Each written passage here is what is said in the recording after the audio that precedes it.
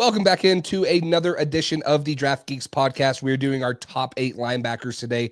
Now we're on the defensive side of the ball. If you have not already listened, we've done every offensive position: quarterbacks, receivers, running backs, tight ends, and then we grouped the whole offensive line. So we're starting off the defense with the linebacker position, giving you guys the top 8. So I hope you guys are excited for that. But the Draft Geeks podcast starts right now.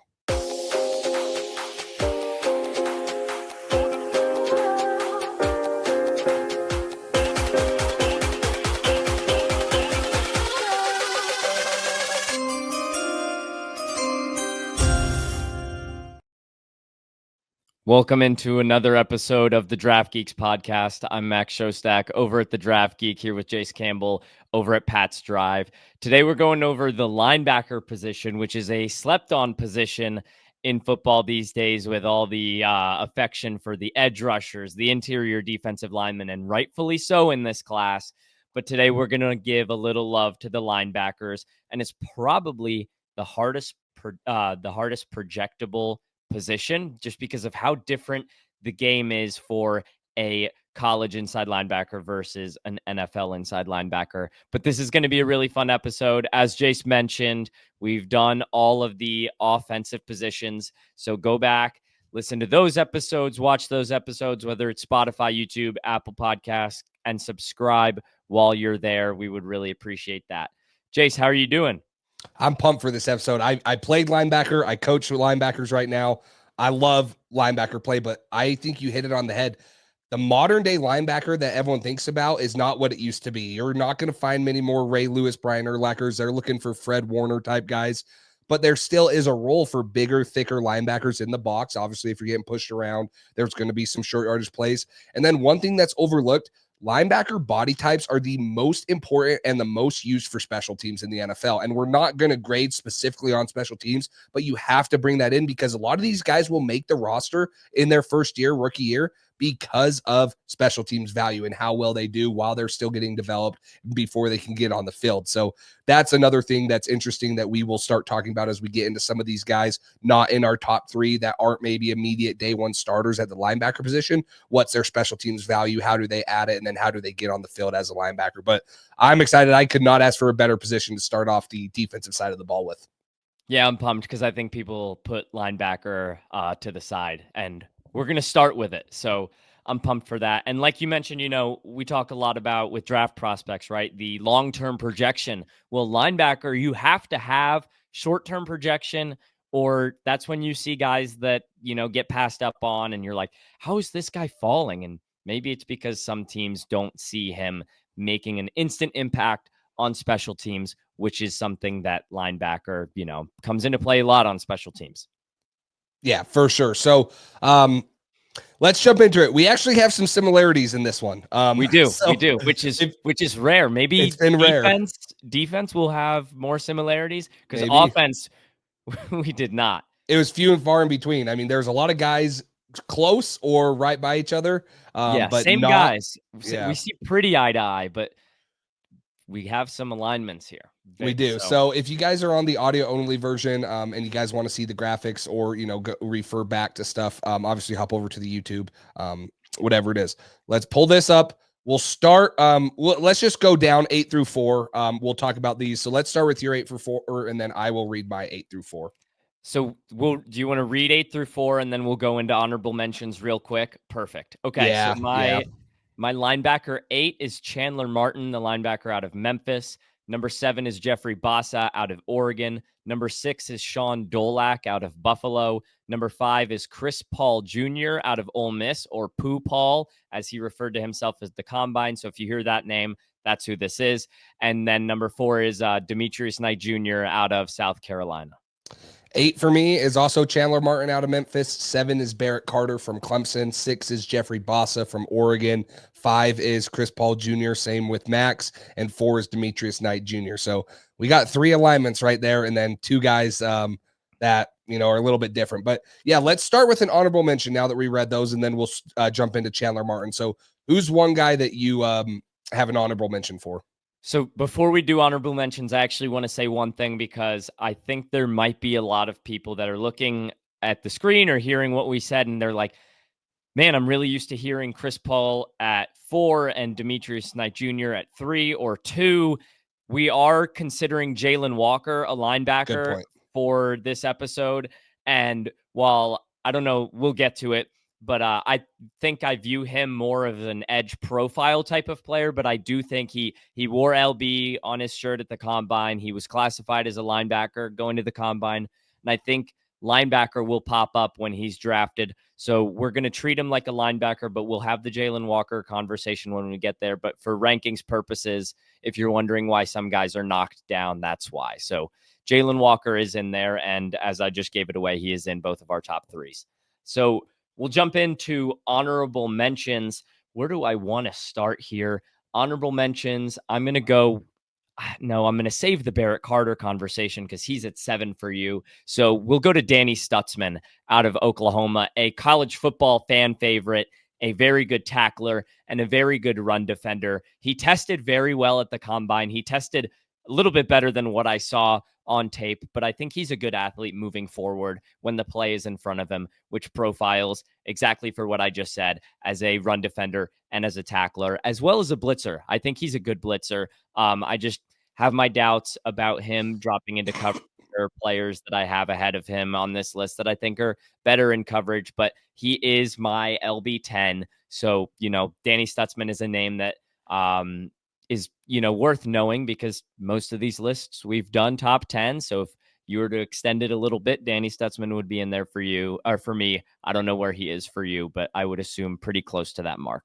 Yeah, he's linebacker 9 for me, so he's right on the mark. So he would have been one of the first guys I shouted out to. You mentioned his good run defense. He posted a 90.9 run defense grade. He's had 3 straight seasons of 100-plus tackles at Oklahoma. He ran a 4.52. I think he has really good speed. He's super intense. Like you mentioned, he's a fan favorite. He's super vocal on the field. He plays with a ton of passion. He has really good hands, and he reacts well in the run game. He led all Power 4 linebackers in stops and tackles for loss or no gain over the last couple seasons. For PFF, a stop is not a non-successful run, so I don't know the exact number for them. I'm guessing it's somewhere under 3 yards. It's not a true TFL in my guess. But I think he struggles a little bit with some of the quickness things. If you're going to get him out in space and run wide zone, things like that, that's where he struggles a little bit. I oftentimes saw him playing high and fitting in the wrong gaps, getting a little bit confused and not being able to, play gap sound defense. Like I mentioned, I worry about him in both man and zone. I felt like he was late to some routes in zone coverage, and I think that's because he's just not the quickest. He can't change directions very well. But the other thing that's interesting is as good of a tackler as he has been, 100 or 3 straight seasons of 100-plus tackles, he's missed 53 tackles in that amount of time. That's 13.5% of his tackles. So talking about a guy that had 100 tackles and 150 in some seasons, this guy could have had way more if he would have been able to have, a little bit more success there. So I really like Danny Stutzman. I just think that the modern day NFL is not going to, have a spot for him. And this is a guy, again, you're going to earn your spot on special teams. He's physical. He's going to be able to run down and make plays on punt, on kickoff, maybe on kickoff return, stuff like that. But I don't have him as a top 10 true linebacker in this class because of some of the athletic limitations. Does him having the Texas logo upside down tattooed on his thigh bring his stock up or down for you? It brings it up for me. That's awesome. Perfect. That's an ultimate troll right there. I'm all for the rivalries. Like I'm in the state of Utah, so BYU Utah. I'm all for the petty rivalry crap that happens. The Michigan or the Ohio State crossing out M's on the Michigan game. Like I'm all for that stuff. So I love it. That's hilarious to me. Yeah, listen, I'm a Stutzman fan, and I think we'll get to a guy later who plays the game a little bit similarly, and they do it at 2 very different levels of competition. So sometimes, Danny Stutzman, I'm watching him, and I'm like, you know what? That's a really good player that just broke your tackle, and sometimes that happens in the NFL. You would like to see it less, but that is a portion of what has to come into play when you're evaluating SEC players versus we'll get to a MAC player a little bit later. Totally agree. I'll move on. This is my linebacker 10. I know that you watched him and you liked him too. I wish we would have gotten our reaction to this because you told me who you watched in full. He wasn't on the list, and then you ended up guessing him anyways before the show, and you were talking about how much you liked him because when you watched LaQuint Allen for Syracuse, the running back, he jumped off the screen. That's linebacker Jackson Woodard from UNLV, 6'2", 224 pounds. Got a couple little blurbs, back information. He's a group of 5 All-American, the first UNLV player in 17 years to be named the Mountain West Defensive Player of the Year. He had 35 tackle or 30 or where is this? 17 TFLs, which tied for 10th in the nation, 4 interceptions at the linebacker position, and he led college football with 52 run stops according to PFF. This is a high IQ football player. He reads offenses and he's not afraid to shoot a shot. He's a 2-time captain who's only been raved about his work ethic, things like that. He has great burst to close on the ball carrier. He finds ways to get off blocks, whether it's with his hands or he's slipping guys. He's a big time playmaker in big time games. Now, I know the Syracuse game, the one that you were watching, he kind of got trucked at the goal line to lose that game, which was a heck of a game, but he makes some big time plays when he's needed the most. And he gets his hands on balls when they're in the air. He is a very good cover guy. And, you know, whether it's in zone or man, he's just an instinctual football player. So I really like this guy. I don't know if he's going to get on the field as a linebacker year one because he's not an elite athlete. He's going to struggle against some of those faster tight ends and some of his change of direction things. But you're talking about a good, solid football player who, whenever he gets his chance, he's going to make an impact because of how well he tackles, how instinctual he is. I think that Jackson Woodard is one of those guys at the linebacker position. I watched him for like half a game, 3 quarters, because I was, going into that tape and I'm like, all right, let's keep tabs on Gadsden, McCord, LaQuint Allen, and I'm watching it and, looking for Jalen Catalon as well, too, the safety from UNLV, who I think transferred again somehow, is still in college. But then a quarter, half in, I'm like, who is this? Guy was all over the tape, and it was a shame that he had to be the guy to get run over by LaQuint Allen to lose the game, because he had an incredible game in a huge game for UNLV. They were ranked at the time. But yeah, listen, I haven't done the full eval on him, but Woodard jumped off the tape. And, like you mentioned, maybe he isn't the best athlete in the world, but he's got great instincts. He was always in the right place at the right time. So if he loses a step with his athleticism, I think he makes up for it with his instincts. So I'm looking forward to get the full watch on him. And that's one thing I really liked with Woodard is if you're not going to be as athletic at the linebacker position, like a Jahad Campbell, a Jalon Walker, you cannot take false steps. You have to be good. You have to be sure of yourself when you're taking your shots. And he's going to shoot and miss sometimes. Most linebackers will. You're not going to be perfect. You're tackling some of the best athletes in the world at the running back position, or the receiver position in coverage. But he's very confident in himself. He knows, he trusts his eyes. He trusts what he sees, and he goes, whether it's right or wrong. And most of the time, he's right. He's very, very good at making plays, and he's just a ball player. And I really liked him. I obviously had him at linebacker 10, so he wasn't close to making my top 8, but he's a guy that I was really high on, and I think that he's going to have a role he's going to be a day 3 guy and have a role in the NFL. Don't do him dirty. 10's close to 8. Come on. You're right. 10's close to 8, but the guy we have at 8, we both really like. So we'll get to him. This one's a little bit more of a shout out than a true honorable mention, because he's not a guy that I've watched fully in an extent to get a grade on, but somebody that I've watched multiple games of, and it's Nick Martin out of Oklahoma State. He's a smaller linebacker, so he's got physical limitations right out of the gate, which I think limits his role in the NFL. But the guy plays with passion. He's a hustler, does a lot of what I like at the linebacker position.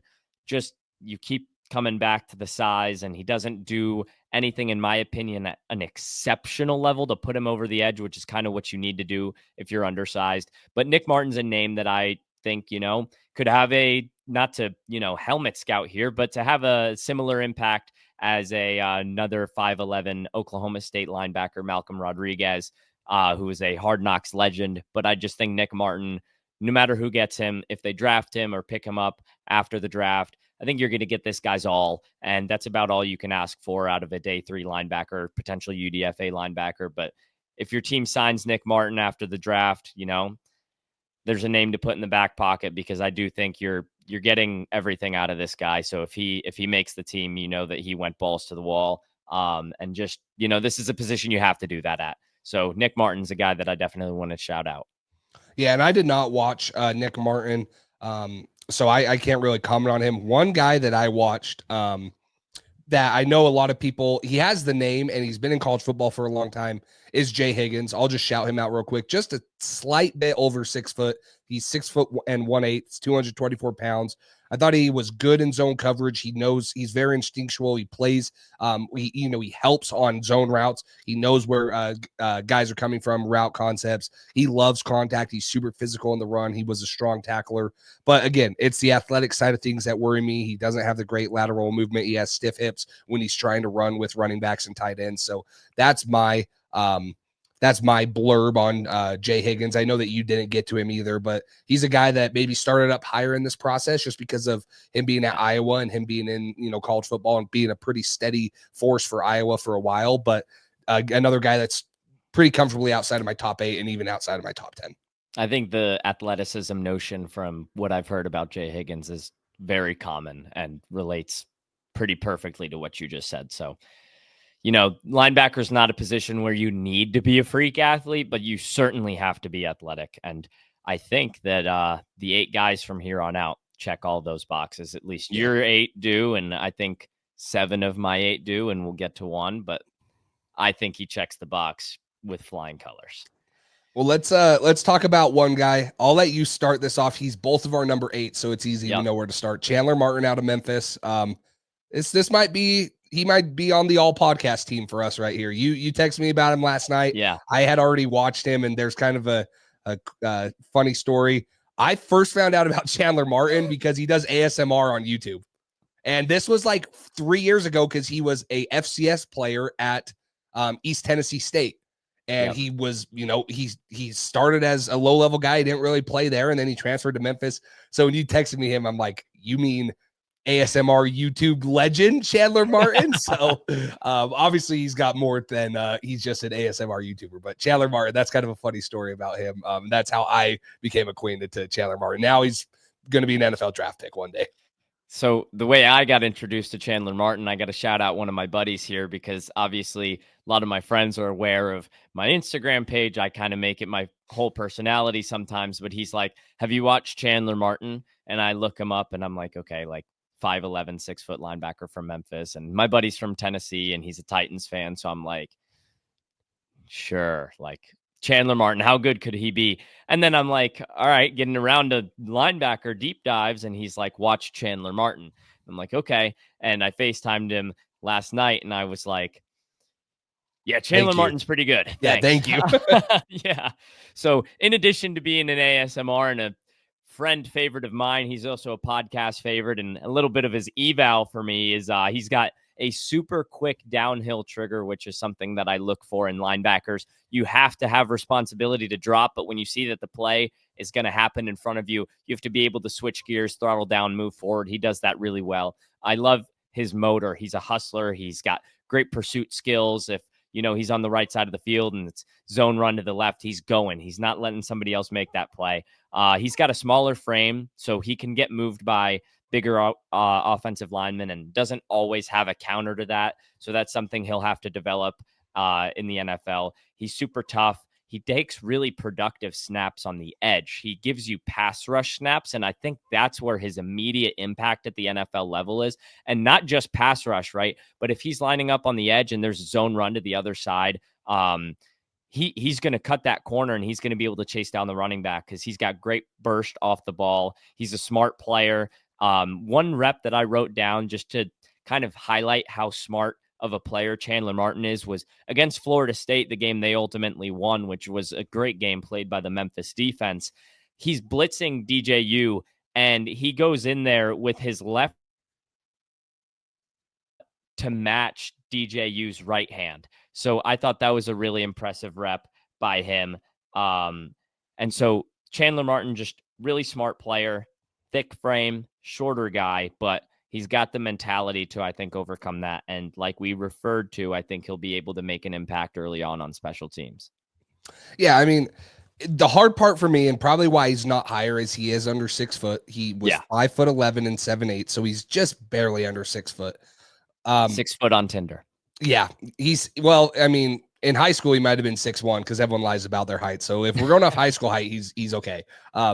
But he plays the way you need a smaller linebacker to play, and he plays bigger than what he is now. Obviously, he's not a 6'2" guy, but he acts like he's shot out of a cannon on every play. He's super explosive. He loves to spend time in opponents' backfields, whether, like you said, it's off the edge and he's pass rushing, or he's just shooting gaps because he creates havoc. I wrote down and I'll capitalize, this dude creates havoc. 7 sacks and 16 TFLs last year, 17 TFLs in 2023. He's super twitchy, super explosive. He brings the boom for his size. I don't want to sound like the Costco guys, but I did write that down. Like when he hits you, you know, and you can tell that he hits you because he's moving so fast and he's so violent. He has the sideline to sideline ability, which obviously in this day and age, you need more range as a linebacker. And I think he has super violent hands for his size. Like you can see him using his hands, even though he's under 6 foot. The offensive linemen dwarf him. And that's some of his cons is at times when offensive linemen can get their hands on him. It's not often, but when they can, the rep's almost over just because he doesn't have the arm length. He doesn't have the extension and stuff like that to be able to get off of blocks. Obviously, the undersized, under 6 foot is going to be a thing. And you'll say, hey, how high does he really go because of that? And he also had 50 missed tackles in 3 years in college football. But that's a lot of him just being super aggressive. Like it's the same thing with Jackson Woodard is he's going to make a lot of plays and he might miss some because he's so aggressive. He might overrun a couple of, zones outside because he's trying to cut it. Maybe the running back cuts it back on him, but he's going to make a ton of havoc plays because of his trigger, because of his explosiveness, and because of how hard he plays the game. So he might be a guy that not a lot of people have heard of. I know that, obviously with PFF Ultimate, it's really easy to look up his stuff. I don't know. Was it pretty hard to find stuff for him on the way you get your Memphis full game 2024 YouTube? Thank God they played Florida State. There you go. But yeah, I mean, this might be a guy that not a lot of people are familiar with. He didn't go to the combine. Have they done a pro day yet? Do you know? They did a pro day, and he had he ran a 4.55, had a 96th percentile 3-cone drill, so he tested well, and I think he tweaked his hamstring on his first and only 40 run. So maybe the 40 was a little lower than it would be, but I didn't see an arm length measurement, and I kind of wanted to because I wrote down short arms ? Because I don't know if you see at the end of that Florida State game when they throw a failed Hail Mary, he comes right across DJU's chest, and I think he just gets stiff armed. And maybe it's not that play, but it's a little earlier where I just think sometimes some of those missed tackles come from him not being able to wrap up fully when the ball carrier is able to get not a full extended stiff arm, because obviously nobody's wrapping up when they're getting fully stiff arm, but even if there's a hand in between him and the ball carrier, I think he struggles to get all the way around the ball carrier, and he's not powerful enough to just go in and hit stick people, and certainly not powerful enough to do that consistently at the NFL level. But one note that you said, the way he plays with his hands, I think he does a great job staying disengaged. He knows that if a player gets hands on him, he might not be the most effective through the rep. So he does a great job staying disengaged. It really helps him as a QB spy. Yes. But yeah, I wonder. I saw he's got an RAS card and everything, and the arm length portion is just blank. So Ryan Fowler on the Draft Network has his arm length at 31 7/8, which actually is not horrible for a linebacker. Like I've seen a couple. Chris Paul's, I think, was under 30. So if that's 29. If that's really what it is, that's not as short, but it's still going to cause problems. There's a couple guys in here that have longer arms, 32 plus, some in the 33s, and that's why they're so sure tacklers. So 31's not great, but it's bigger 5'11 7/8 with a 31 7/8. Yeah. That's a He's that's 6 foot with 32-inch arms. Yeah, that's pretty good. So we'll see. I don't know if that's confirmed, but that's what it has on the Draft Network. I don't know where they're getting that number from. It's the whole, hey, my buddy from Costco did it. Like you said, we need one guy to do measurements and stuff. But yeah, so Chandler Martin, a guy that we encourage you guys, if you have not gone and watched it, even if it's just his highlights, if you don't have access to full game film or whatever, just go watch his highlights because the dude is a fun watch and he flies around the field and he hits dudes and makes TFLs and he is all over the place. So if you watch his highlights, you might think we're crazy for having him at 8. Yeah. And then you guys can go watch his ASMR too. So support his ASMR channel. Yeah, So support his self-confidence, man. yeah. Okay, let's move to Barrett Carter because I have him in here and then you have him in your honorable mention. So I'll start off with Barrett Carter. He's another guy that's just a little bit undersized. He's the same exact height as not Jackson Woodard, as Jay Higgins, 6 foot and 1/8. So he's barely over 6 foot. He ran a 4.6 440. I think this guy is a really good athlete. He has good change of directions. He's good enough to cover running backs and tight ends. He has good route recognition and zone coverage. He can pull the trigger and close, whether he's breaking down on a ball or he's chasing down a running back. He takes good pursuit angles. I think he needs to add a little bit more weight, 230 pounds. He needs to get a little bit more strength in his lower half to be stout in the run game. He is too passive in tackling too. There are some plays where he just stops like 3 yards before the guy and he has to lunge or dive at him, and it results in missed tackles. Like, take the grass. You're athletic enough. Get up there. And then block destruction is another big one. That's going to be the biggest thing for linebackers. I don't remember exactly what his arm length is. I believe his was another one that was a little bit shorter. I wouldn't be surprised. I should have written all of it down. I usually have all of it in there. But that kind of results, because of his 6 foot frame and stuff, that leads to him being a little bit tougher to get off of blocks when offensive linemen can square him up. But it's the same thing as Chandler Martin. He's pretty good at slipping blocks, at getting over the top and not letting offensive linemen get to him. So that's probably why I have him a little bit higher than a guy like Danny Stutzman, a little bit more athletic, probably not as good in the run game, but a little bit more athletic, a little bit more of a modern linebacker that I could see at least making it on the field. Yeah, and I have him at 9, so not too far from 7, and I have him over Stutzman for the same reason as you, because I think he can get on the field and give you special teams impact right away, because he's a super athletic mover.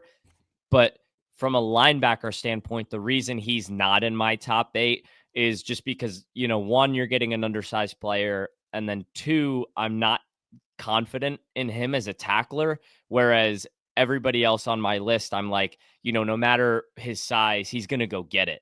And sometimes I see Barrett Carter, shying away from that.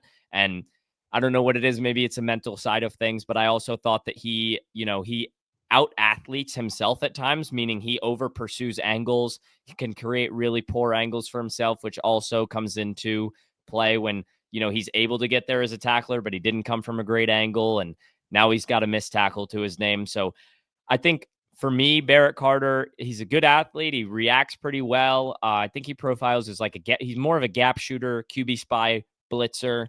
And whether that's his initial outlook or long-term outlook, I don't think his initial and long-term outlook are too far apart unless he can completely click as a tackler after putting more weight onto his frame. Certainly a name to know, but not a top 8 guy because of the tackling portion, which just kind of put him in a different tier from my top 8. But as an athlete, he's a very, very good player. Yeah, and I think another reason he's a little bit lower for me is because I don't see him being able to play like a Mike Backer in a 4-3 defense. No. He's probably going to be a will guy. And he's undersized, right? Like, you want length to be able to get in passing windows when you're a will backer. But because of the length issues, because of the size, that's a little bit lackadaisical. Now, everything you want athletically, he has it. But being a will backer, in my opinion, at his size is not ideal, especially some of the tackling issues that he has there. So, yeah, I agree. He's going to be a good special teams guy right off the bat, no matter what. That will have a role on defense, maybe as a rotational guy, as a package player, but not one of those top guys in this class. So, let's go to Sean Dolak. Sean Dolak's your guy. I didn't mention him because he's in your top 8 for a reason. So go to Sean Dolak from Buffalo. And before we do Sean Dolak, one more quick thing on Barrett Carter is I'll say I don't think he plays with the same smarts as Chandler Martin does to kind of mask his size deficiencies. So that's one more thing I looked for in Barrett Carter and didn't see as much of him doing as much as that as I would have liked. If we were to go back in time, he was like LB1 going into the year in this class. And that was because of projectability. And we see it so often when we're projecting players for the following draft class, like, oh, he's really athletic and has a great highlight reel. If he puts it all together, he's LB1.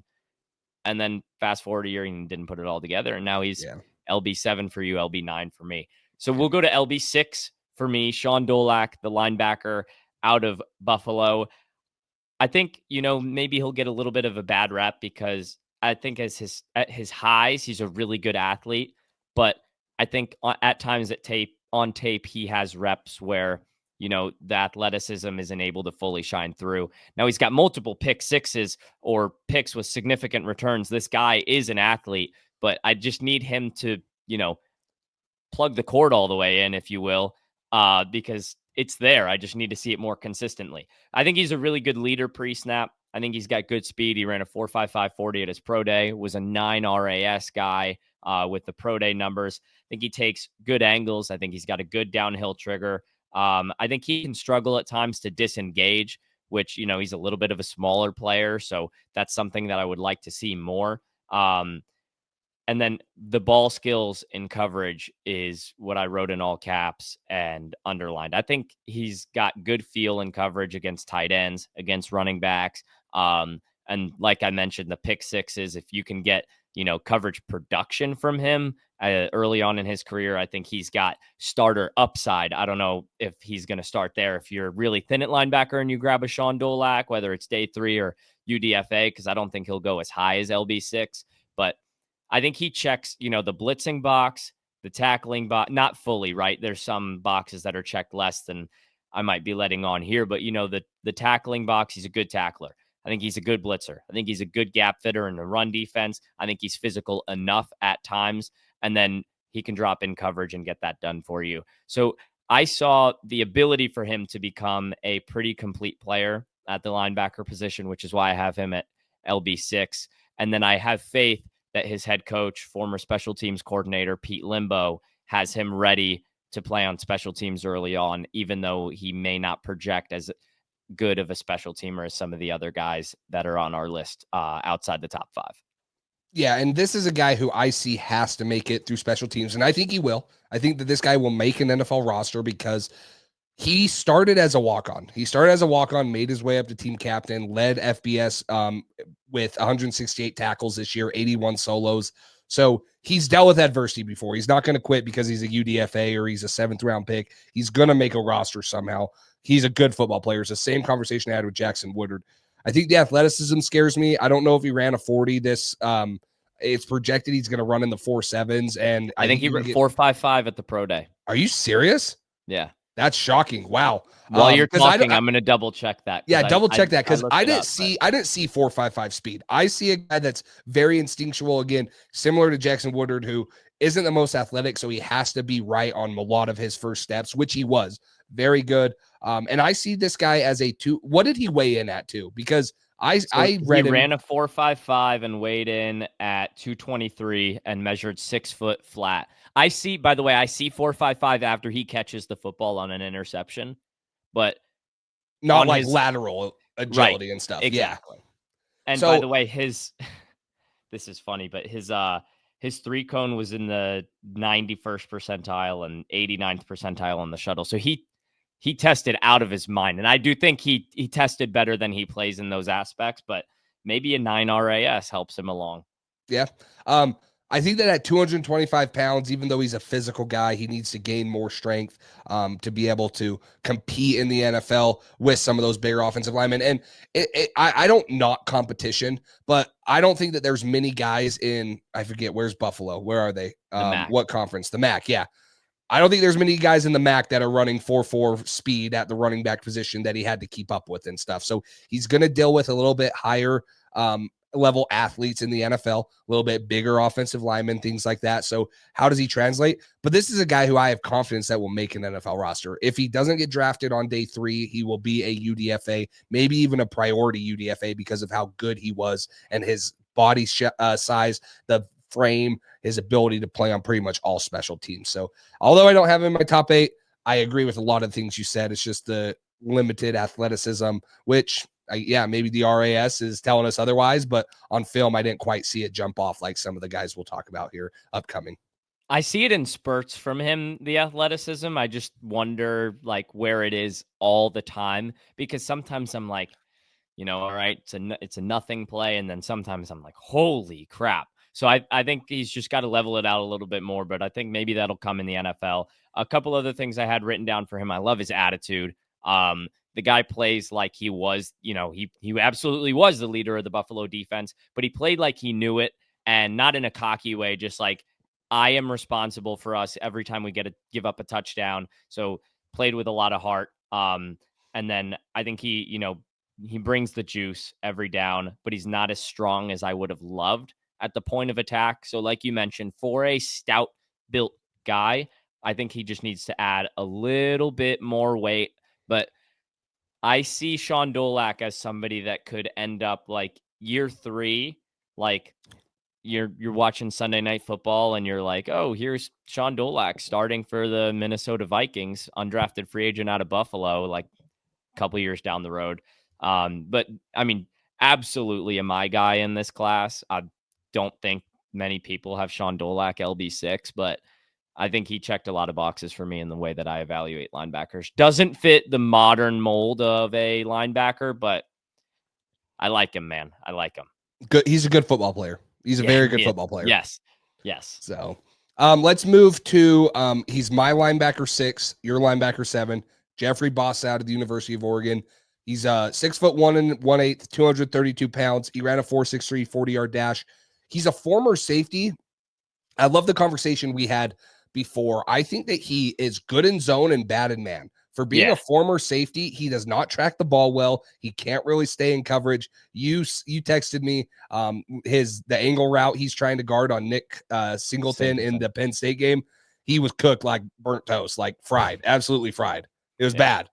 But I think that he's anticipates throws in zone coverage. He has that when he's looking forward and moving forward. He's very good. He's a better tackler than he was his first couple of years. He missed 20% of his tackles his first 2 years at Oregon. Both last year and this year, he was under 10%. So he's gotten significantly better at tackling. He's super athletic in space. He's pretty physical with his hands, more than some of the guys we'll talk about. This is a guy that I see teams are probably drafting as more of a coverage linebacker right now, which is weird to say because he's not good in man. I think he has the ability to be good in man, but he's not yet. I don't think he's stout in the run. He's late to his gaps. He has bad eyes. He misses the gap that he needs to get in. And then obviously he needs to add more strength at 230 pounds, a little bit skinnier frame than I know he weighs more than Sean Dolak, but he doesn't look as thick as Sean Dolak. No. He's not built the same. So I would worry about that, if he's consistently having to stop the run in the NFL, but he's an athletic dude that I think will fit in an offense or in a defense because of what he can do, stopping an offense, eating up ground, things like that. Modern offenses want to spread out defenses. He can play in space very easily. You mentioned the vision and the instincts kind of thing against the run. There's a play against Penn State that really stuck out to me where you got like a 3rd and inches, 3rd and 1, and Tyler Warren comes in motion and starts to slow down. So he's clearly going to take the snap under center and do a QB sneak, and his teammate at inside linebacker just immediately shoots down and meets Tyler Warren there, and Warren ends up getting the first down. But like, I don't know, I was waiting for Boss. I'm like, go. Like, what's going to happen if you've watched. It's the conference championship. Penn State's been doing this all season, and he doesn't shoot down until the ball's already snapped. And so that was just kind of a theme for Bossa for me. Like, I think he's got good vision when the play is actually going on, but pre-snap, I still think he's getting there. And that's kind of what you're getting out of a converted safety who's new to the linebacker position. But some of the good on Bossa, I think he's a very explosive player. He's great in pursuit, great as a pass rusher, great in delayed blitzes. So again, some of that safety profile coming into play. It's not the worst thing having a safety background. I think sometimes he's explosive to a fault, over pursues a lot. Good zone feel. I've never written really good zone feel. And then I don't want you to play man coverage at all in the same eval, but that's the way it is. He looks supernatural dropping into zone. And again, safety background comes into play. I think he's messy staying in run lanes a little bit, but again, back to the pursuit, pass rush, delayed blitz. That's his role early on in addition to special teams. So I think, and also I have to mention, I've watched a few Oregon games because same Chandler Martin friend is a huge Oregon fan. This guy is a leader, man. Yeah. Absolute leader. Whether it's pre-snap, like he's a communicator, or they were down to Washington in the Pac-12 championship that cost them the playoff in 2020. It's the 2024 playoff, but 2023-24 season. He's standing on a bench and the entire Oregon defense is silent around him, looking up at him. And I'm like, Jeffrey Bassa, like this guy is instant addition to the locker room. So I think it's a little bit of a project player, right? You're still searching for what is his role. He's not a traditional linebacker, but he offers a lot as an athlete, and the hit stick on this guy is massive. Yeah. So blitzer, explosive, right? He kind of fits the mold for a proper experiment for can you become a linebacker in our linebacker room that helps us play a little bit more positionless football, helps us in zone coverage. I think there's going to be a handful of teams that really like Jeffrey Bassa, and then maybe the rest of the league is a little bit lower on him. But for those handful of teams, I think you're going to get a lot of early on production out of Jeffrey Bassa that'll help him make the roster and potentially have an early impact on him. I'm going to bookend the Jeffrey Bassa conversation talking about his teammate again. Did you notice 28 with the neck plate playing next to him? It's like Bryce Bowdisher or something. Yeah, I remember seeing him in the Boise State game. He stood out in one of the games. I forget. I I watched. think he's better than Jeffrey Bassa. And they Yeah. play linebacker totally differently. By the way, 13th round pick to the Houston Astros, who was maybe going to join them in spring training this year, but he's returning for his redshirt senior year this year. So if you end up watching Jeffrey Bassa because you're hearing us, circle that guy too, because I think he may be a name for next year, and he's got a neck plate, so he's automatically high on my board. Automatically high as a linebacker if you have a neck roll. I mean, Yeah. You're shooting up into the top, whatever. So, no, but to add on to the leadership thing, Jeffrey Bassa went to high school in Utah. So he's like 40 minutes, I believe, from where I am, somewhere in that range. I actually coached a kid that went to high school with him. And he said the same thing. He said he doesn't shut up on the field. Like, no matter if you're getting killed or you're killing him, he's always talking. He's always trying to, one, chirp at the other team, but two, he's, that rah-rah guy, motivating leader. I thought that was funny to hear and stuff when he said that. And he said that to me like 2 years ago because obviously, we're like, oh, he went to Oregon, and he's like, yeah, this dude doesn't shut up. Like, I love him to death, but he's very loud, always talking. And I'm like, oh, that's good because you want that. The linebackers are going to be the leaders on the field. In the defenses, more times than not, they're going to be the guys with the green dot. They're going to be communicating, going to be the leaders. So you definitely want a guy like Jeffrey Bassa to have a vocal role on a team, and he'll bring that with no doubt about it. He plays with passion, he plays with fire. So totally agree. But this will be pretty easy moving on from here on out. All of our guys from here on out match up. So we'll just go down the list. We'll start with Chris Paul Jr. from Ole Miss at number 5. Chris Paul Jr. is another guy that's under 6'1". He's 6 foot and 7/8, 222 pounds.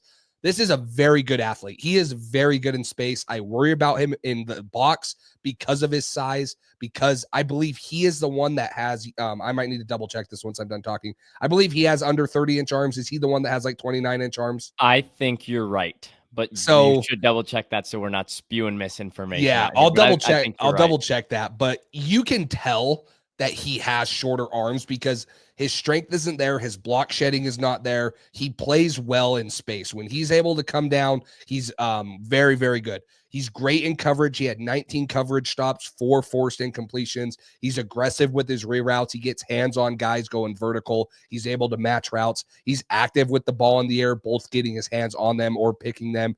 I think he does play bigger than his size. He comes down with power. He just does not have the ability to get off of blocks once he gets there. He's a willing linebacker that will come down and hit you. It's just after that, he's hard to block at the second level, and he's a pretty good tackler. Even though he has short arms, he has the the lowest missed tackle percentage amongst linebackers on PFF. It was 4.5% amongst guys that were getting drafted this year. So we talked about a little, hey, shorter arms can lead to more missed tackles. Not for this guy. I think he needs to add more to his frame. My only question is, can he add more? He's not even 6'1". How much more weight can he actually add to his frame? But this is a weak side linebacker in a scheme that can play out in space, can guard slots, can guard tight ends in zone coverage. And I really like him because of his athletic prowess and his willingness, his physicality. If you could fix, which I know you can't, but if you could fix the length and the height issues, he's a top 3 backer probably. But you can't. But he does do a lot of really good things. Is he kind of on an island for you with his number 5 ranking? Because my 4 is, he didn't threaten the 4 spot, but he's certainly not close to being at 6. He's really easily fifth for me. Is that the case Yeah. for you? Yeah, like I never thought he was going to pass Demetrius Knight and things like that, but he offers way more in the run than I think Oh, Jeffrey yeah. Bossa does, and way more in the pass. And so, yeah, he's probably on an island of his own at 5, and then the top 4 guys are, well, the top 2 guys are far and ahead, but then, And 3 and 4 3, are pretty 4. close. Yeah. Yeah. But 3, 3 and he 4 is has the 30 closest and for me. 1/8 inch arms, to Okay. clarify that. So it's above 30, but still that's short. Yeah. So Chris Paul from my end, and listen, we see it really similarly. I think he fits gaps versus the run well, not necessarily from a production standpoint, but he does it with good instincts. And if he's always in the right spot, you're going to end up making the play. And that speaks to the number of tackles this guy had. Really good gap shooter and blitzer. He loves to rush the quarterback. And you have diverse usages with him as a blitzer, right? He can come from different spots, whether he's lining up from a traditional linebacker spot or you want to have him hovering over the center. He can, mix and match his drops, his blitzes, really good package player and different stunts. So I like that out of him. He's got a legit coverage role, right? He gets into throwing lanes really well, like you mentioned. There's a play against LSU, and it was the reason I wrote down short arms, because the ball goes right over him. But he's also got, I think is it that game? He's got an No, absolutely nuts I know exactly the interception. play you're talking about. Yes, he Insane jumps. INT. Yeah. Yeah. So I think, listen, he's a good reactive athlete. I think he has some stiffness, but he's still an adequate athlete, right? Just when I say adequate athlete, it means he's a good enough athlete to play in the NFL. Just you're not getting a supercharged athlete like you are out of some of the other guys in this class. Good tackler, plays with super high energy. And like I alluded to, is with his instincts, he's got good vision against the run. So maybe he's not going to come in and be, the most consistent tackler at the NFL level, just because the size is going to come into play, even if it didn't as much in college, but he's going to be in the right spot. So out of Chris Paul, I think this is, 5 down, you're getting guys that can start out of the gates. And, if you're drafting him into a good linebacker room, you probably don't have the opportunity to draft him where he's going to come off the board if you have a good linebacker room. But I think Paul can start, man. And, does get moved a little bit by bigger offensive linemen, which is a theme because this class is full of smaller linebackers. But again, disengages really well. So Chris Paul, good player, just some limitations in the size aspect. And then the power, he finishes tackles with power, but sometimes I want to see him go into the run with a little more power. He does it with good instincts, though. So I think that's teachable. For sure. Totally agree. Your guy, Demetrius Knight Jr., South Carolina. If you guys are on the YouTube, I mean, Max has a South Carolina flag right over his right, shoulder. So this is he's gonna do this all unbiasedly, and I'm surprised he has him at 4 and not linebacker 1, not number 1 overall in this class. Him and Nicky Mawari or whatever. Yeah, well, Nicky Manor, he's not my safety 1, but he's Yeah. close. It's funny getting told it's like Nick is safety 1, and I'm like, oh, I promise you, I'd love him, but Malachi Starks is really good at football. Yeah. Demetrius Knight was a new addition for the South Carolina Gamecocks this year. What a heck of a transfer he was. Came to school in Columbia from Charlotte after originally starting at Georgia Tech, where he was a quarterback out of high school. So he's come a long way. He's a 6-year senior, late bloomer, one of the older prospects in this draft. Some people will knock him for that. I will knock him a little bit for it. But also at linebacker, give me the experienced player all day. We talked about it with Barrett Carter, projectability.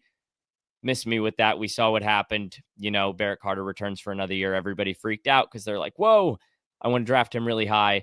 But Demetrius Knight has been in college for 6 years, but now I'm confident and I know what I'm going to get. No, that was not an intentional South Carolina to Clemson player comparison.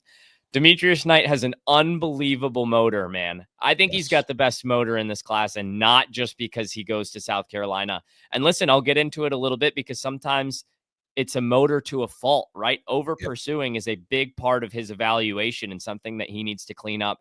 But this guy's going to pursue all the way to his left. And if a player's cutting it back, he's going to go all the way with him. He's got endless energy. I think he's got Red Bulls on the sideline waiting for him after every single drive.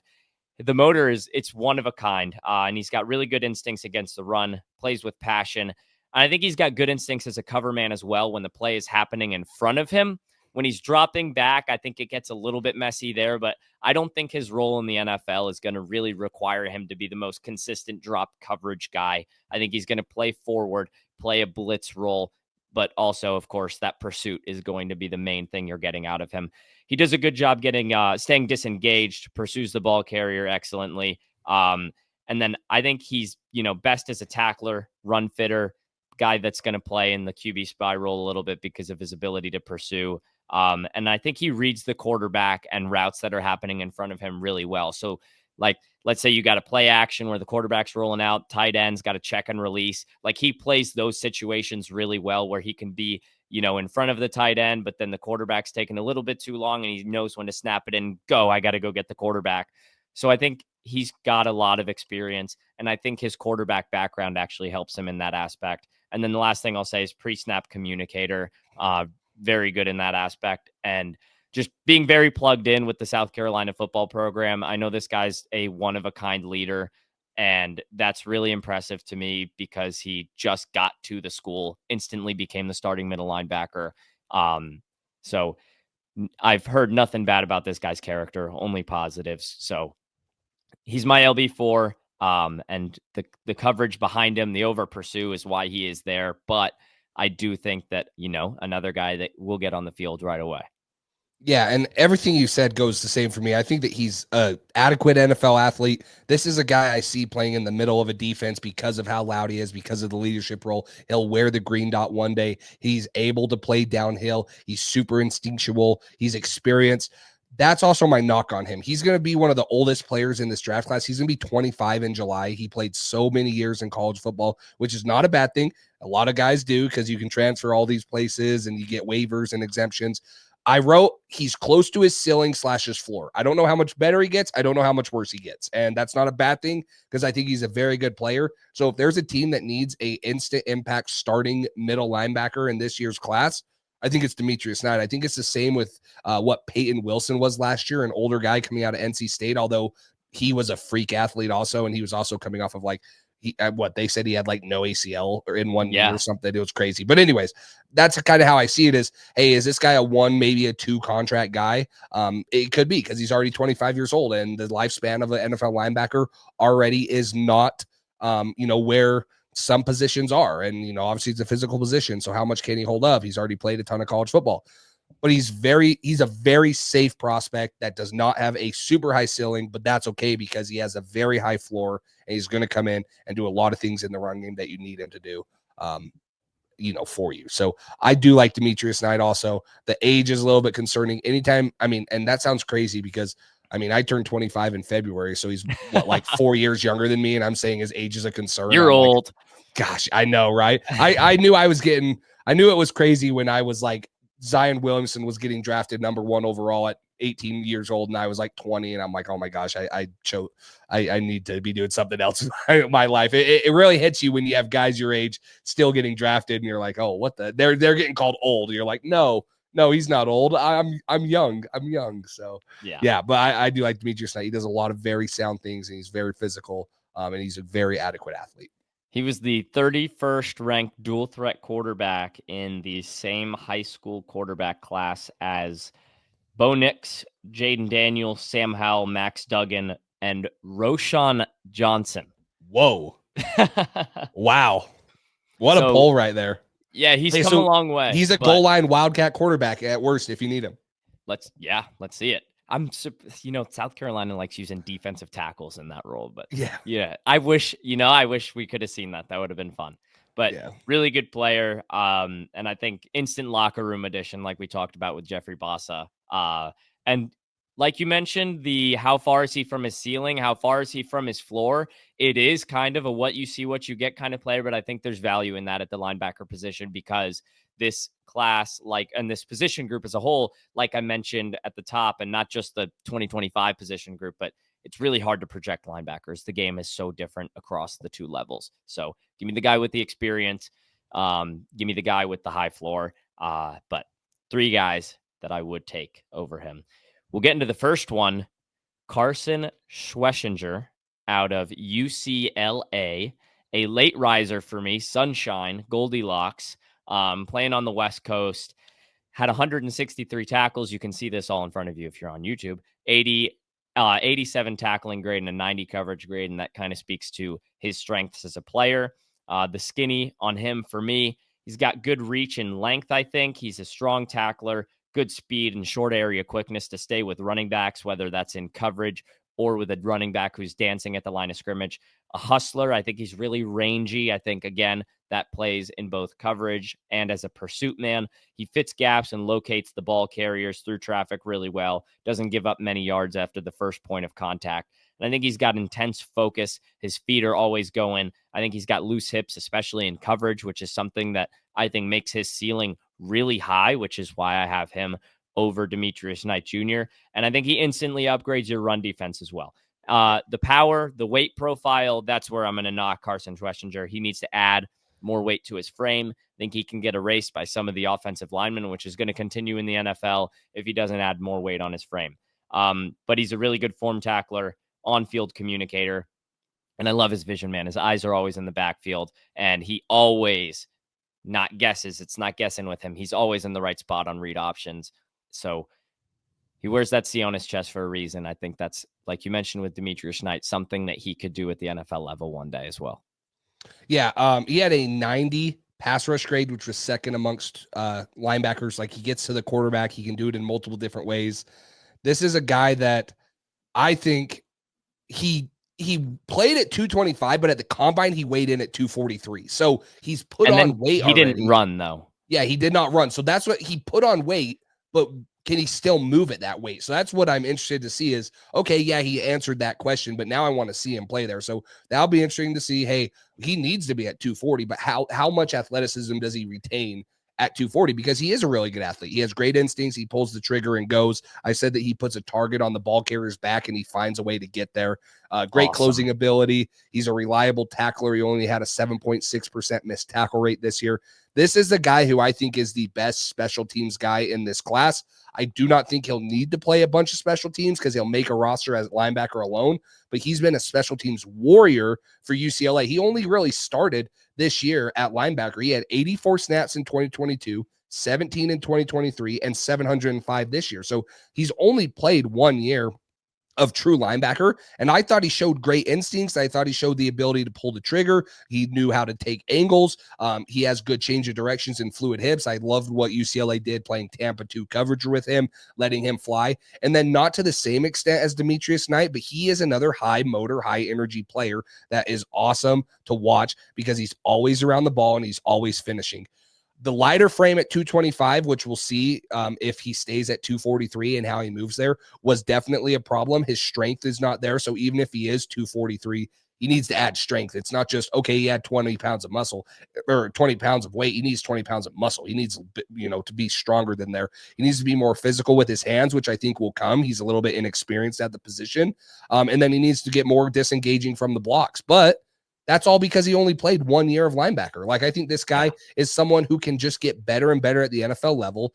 And so I'm really excited to see what he can do when he gets with an NFL coach, gets in the NFL strength system, and he just gets more and more snaps because he has the ability to cover guys. He has the ability to play in the run, and he has the ability to get to the quarterback also. So I really like Carson Schwessinger. If it wasn't for these top 2 guys who are honestly kind of unicorns, he would be up there, man. He would be way higher. It hurts having him at 3, Knight at 4. And like you mentioned his motor and you're like, well, like it's not as good as Knight. And like, that's not like a comparison thing. Like Knight's motor, I'm like, how is that possible? And they rotate linebackers at South Carolina, so it helps them a little bit. But back to Schwessinger's motor, this is absurd having to say his last name over and over. I know. The pursuit is really good, but I need to know if I'm sacrificing that if he's going to gain 20 pounds and he needs to gain the 20 pounds. I think he'll still be able to play like he does with adding the weight to his frame. I just think it's, something that he hasn't done. He's new to the position. So there's a little bit of a guessing game in that regard. But, man, I like him and Knight, like you mentioned, just really good players. And then we have an edge rusher ahead of him, and we have Jihad Campbell. Hod Campbell, the unicorn. Yeah. The other thing, I'm trying to pull up the exact stat because I saw it and now I scrolled past it. Carson Schlesinger had a 27.4% pass rush win percentage when he was blitzing, or that is far and away number one amongst linebackers. And so he's going to have a role getting to the quarterback also. I really like Carson Switzer. I agree with you. I think that it's a little bit hard to say, oh my gosh, this guy's our third best linebacker, but without these two Let's do guys, 2.5. Let's do 2.5. he's 2B. He's 2B 2B. because we can say, Jalon Walker, who we'll talk Yeah. about right now, is 2A, but he could be an edge. So let's jump into Jalon Walker. This is going to be an interesting conversation, right? Obviously, some people, he's best off the edge. I wrote down, I think he's a 3-4 stand-up linebacker, but honestly, that concerns me a little bit because he's undersized. He's 6'1" and 245. He's a tweener. He had 10.5 TFL, 6.5 sacks. He's obviously elite off the edge as a pass rusher. He can do so much. This guy's got to go to a scheme, or he's got to be with a defensive coordinator that can just mix and match him, put him, on top of the center, put him in the B gaps, put him outside. He is going to be a matchup nightmare wherever you put him. He can do so many things in the pass rush game, athletically, off the ball and on the ball. He shows the speed to be able to cover guys. Might not have the ideal length, which is why he's not a true edge rusher. But man, he's a big time athlete. He's a big time blitzer. No matter where you line him up at, he's good at using his hands because he's used to being up there. He's violent with them.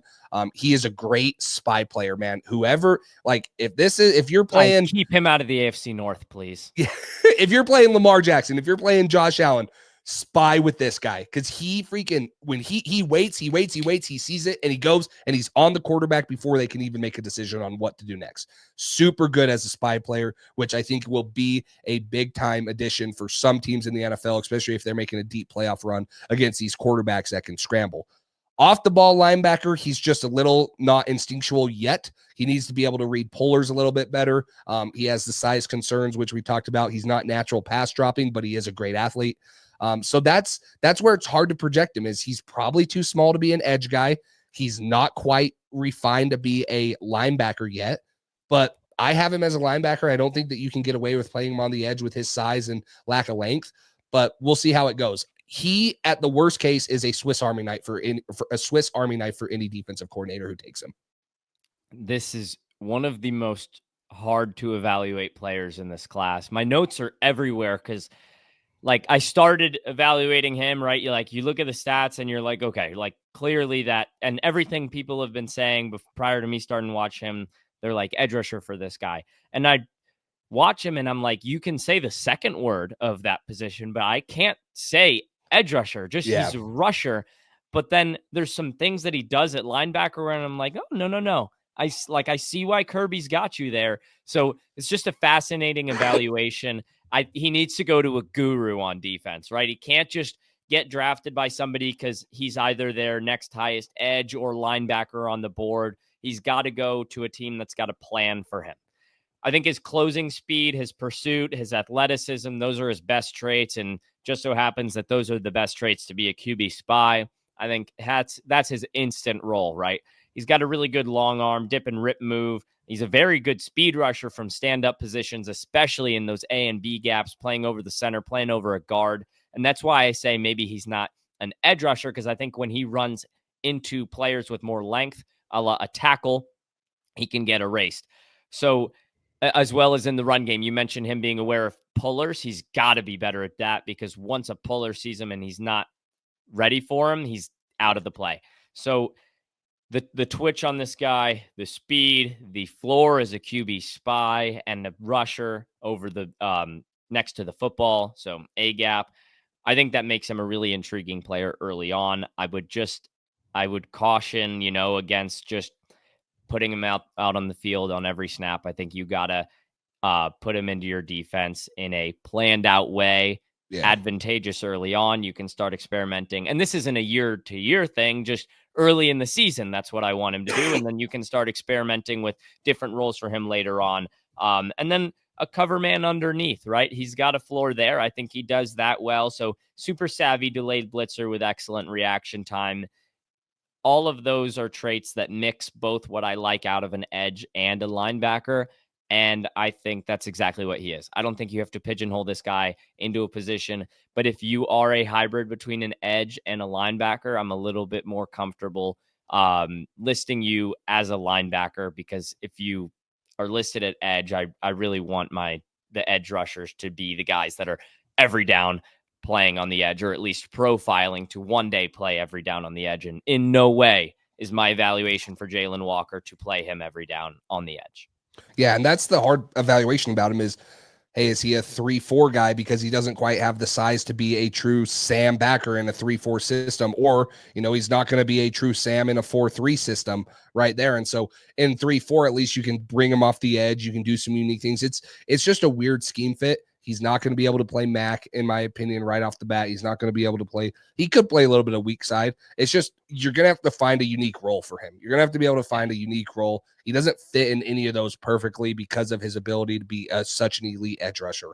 So we'll see who takes him. We'll see who's unique with him, and we'll see how they use him, because it will be fun if you get him in a system that can really exploit some of his strengths and put him in advantageous situations, whether it's on guards, whether it's on running backs, whatever it is, he can get to the passer in a multitude of ways. So we'll see how that goes there. And one thing before we start on the alien from Tuscaloosa, I will say the industry's very high on Jalon Walker. So it's not us coming in as, high man on Jalon Walker. We're just unsure. We're kind of low man with where I know you and I have him on our boards. Like he's right around, I can't remember the exact number, but he might be like at 20 for me, or like 23.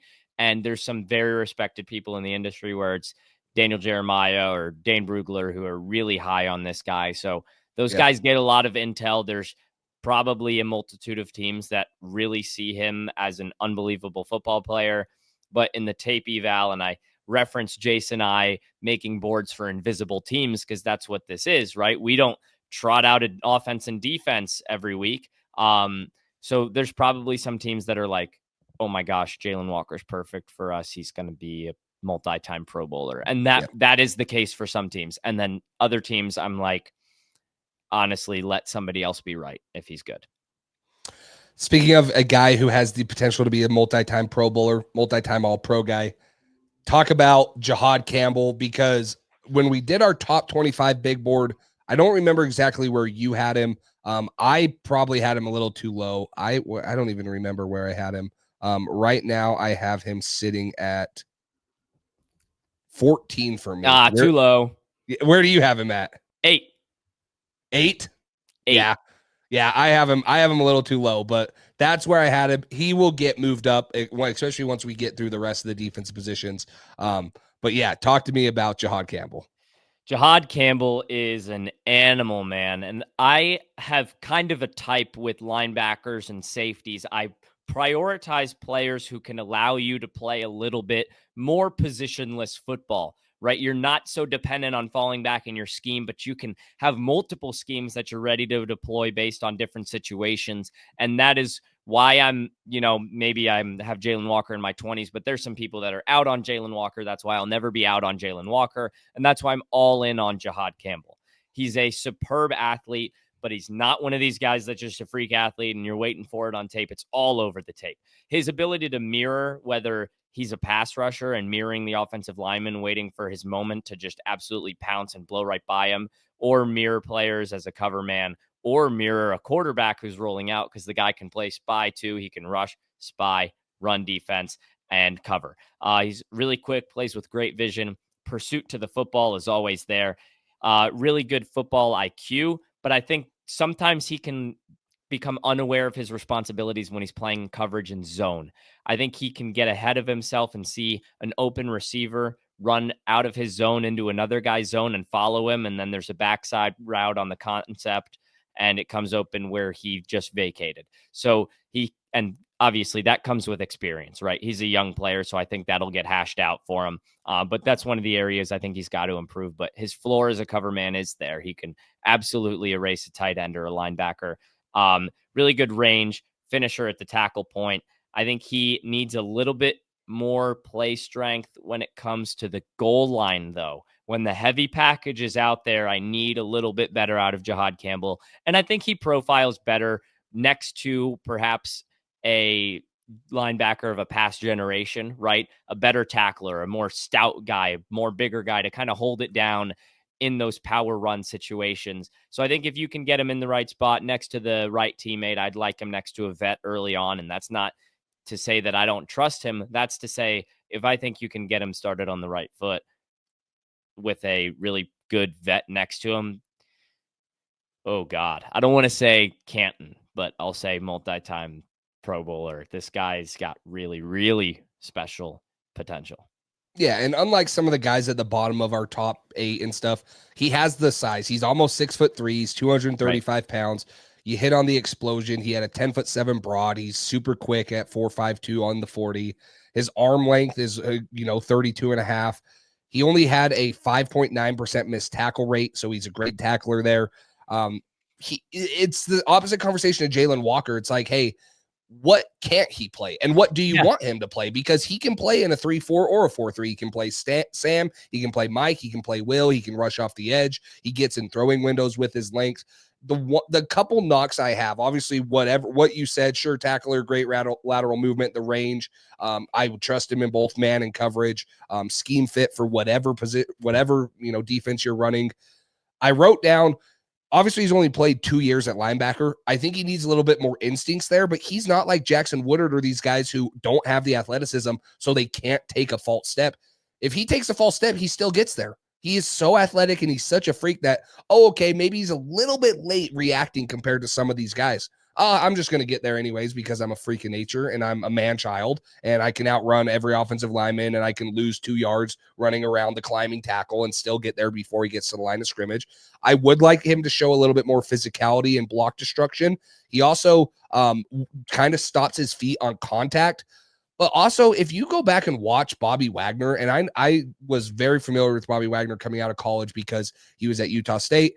He is not the most physical guy with his hands, but he's so long that he just gets to offensive linemen's chest before they ever get to him, and he's just able to throw them off. Like, he just does a little swipe and throws them off. So, yeah, he's not jolting dudes back every single time. He has the ability to do it. But that's kind of how I see Jahad Campbell. If he is at the point of attack, he doesn't need to have these super heavy hands because he can just, okay, I'm just going to do a quick little hands on you, swipe, and then get off. Especially O linemen who usually have, under 33-inch arms. He is going to have longer than most of those guys. So I really like him. I read he had surgery on a torn labrum in his left shoulder after the combine. That's true. That's true. I mean, the status of him, I guess, for camp and stuff, hopefully we'll see. He's going to fall to 27. It's a real shame. Get out of here. Get out. He's fallen to 38 to the Patriots. Could you imagine? The NFL world would be up in arms if got to the Ravens. Everybody's him and Kyle Hamilton, right? Bro. Everybody's everybody just falls to the Ravens. Yeah, seriously. So we'll see how that obviously all works out. But no, an alien guy he's a top 10 guy for you right now, could climb into the top 10 for me. He's just outside, but both of our linebacker ones. And there's not a lot he can't do. A lot of the stuff that I just mentioned is nitpicking, but he makes up for it because of his athleticism, because of all the things that you can't coach. You can't coach those things, and that's what Jahad Campbell brings. So I have a draft night question for you that I'll preface with a little positional value note, right? Like, I have him at 8 on my big board, and I wouldn't be surprised if he comes off the board at 5 per se, because that's where it would be appropriate. It wouldn't be that big of a reach. But my question is, how far could you see his slide just because teams are linebacker, I need a receiver, I need a no lineman, or I need an edge rusher, and linebackers is maybe a little lower on the positional value totem pole. How many teams could you see making a mistake and not taking him? I'm trying to look. Get that board up, because we're definitely not recording y'all a mock draft right after this. No, why would we ever do that? Who does that? I don't know. I don't think he gets past the Broncos at 20. Yeah, if he were there, that's my spot for him. There's no way he gets past them, right? And even maybe before them, wouldn't Tampa the Seahawks who did the Seahawks just they had a linebacker that they just got rid of, correct? Who started for a while? Maybe I'm drawing a blank and thinking of it wrong. Ernest Jones, and I think was that who it was? Extension. he did sign, so I'm mixing it up. But like, I just don't see how he gets past Denver at 20. No, he shouldn't. So I would say, I mean, he's 21 years old.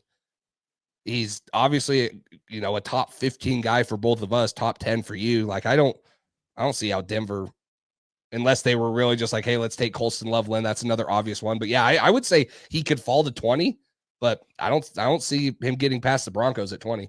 Here's my pipe dream. Ready? The Ravens have 11 draft picks. Let him get past, obviously let him get past 10, but that 15 mark, because the Bengals pick at 17. So Atlanta, actually, you might not be able to let Atlanta. Can you let Atlanta get on the clock? I don't think so. So Yeah, that's my pipe dream. Just letting you guys know how excited I am about Jahad Campbell. And I know we've both talked about how it's tough to translate from the college game to the NFL game. And so one thing I look for is all right, can you blitz? Can you stop the run? Can you spy the quarterback? What's my excuse to get you on the field early? And Jahad Campbell, I mean, checks all of those boxes right there. And then, of course, has the projectability as an athlete to be much more than that. But to reiterate, that's something that, you have to look for, because the hashes, there's a big difference in landmarks when you're playing the college game versus the pro game at linebacker. But yeah, the Jahad hash marks Campbell, are obviously a big thing, right? I mean, huge. the coverage is, The splits that teams play with. yeah, So, in college you can I mean, and I know a lot of colleges and stuff will man drop. So like even in zones, they're dropping two man. Like, hey, you're going to drop off the number 2 receiver. You're going to drop off the number 1 receiver.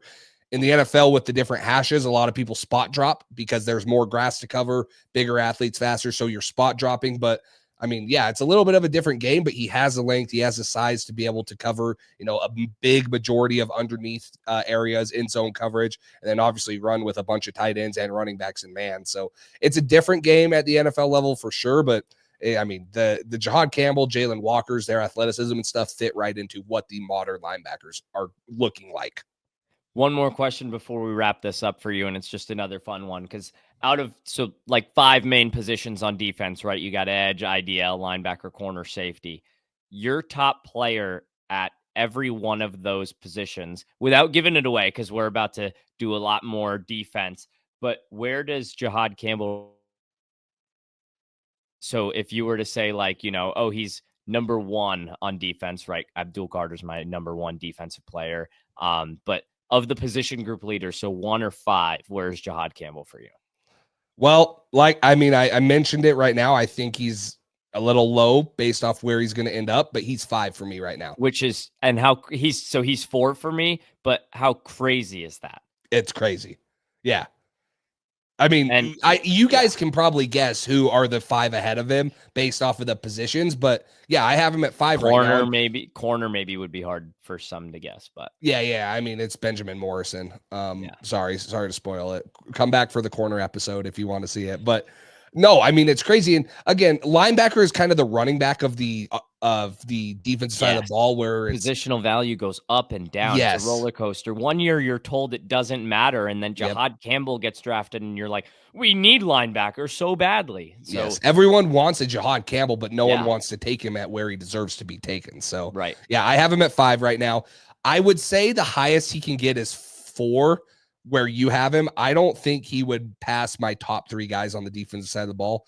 So maybe he gets to 4, but yeah, right now he's 5. Yeah, which is wild. It's crazy.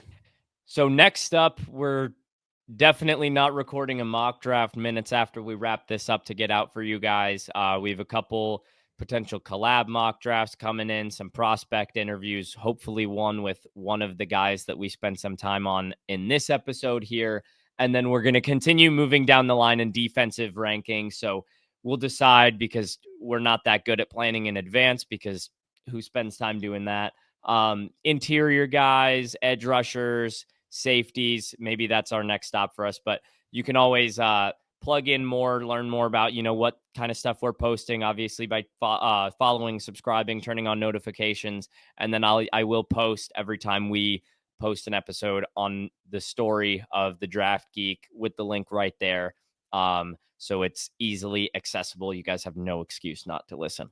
But if Jace, you got anything before we Well, wrap this up? I forgot. Yeah. Obviously, we're recording this on April 1st, so that we can't do any April Fool's jokes, but it is officially draft month. I mean, Yes. I was getting all these, draft or these April Fool's jokes on there on my Twitter feed and stuff, like, oh, Boise State's going to green turf and Arizona State was going to maroon and stuff. Maroon. You're like, oh my gosh. And then I saw one that said we're officially in draft month, and it like made me excited. I'm like, holy crap, we are here. It is draft month. And then I know that you posted a story today on Instagram that said, take me to God's country. And it was the NFL draft, at Lambeau Field, which is where it's going to be this year. So we are officially in draft season now. And I couldn't be more excited. I think on April 25th, I might send you a text just because of the high potential that having the draft at Lambeau has. I may send you a text that we should have the draft in Lambeau every single year. It could be nice. Maybe. Just Lambeau is an unbelievable place, and I think that, it puts all the dome football lovers to sleep because that place is unbelievable. So yeah, mock draft coming to you guys real shortly after this episode. Let us know who your top linebackers are. Do you guys see Jalon Walker as an edge rusher or a linebacker or both like we do? Let us know. We'd love to hear from you guys. But for Jace Campbell, I'm Max Showstack. We will see you guys in the next episode. Thanks for listening.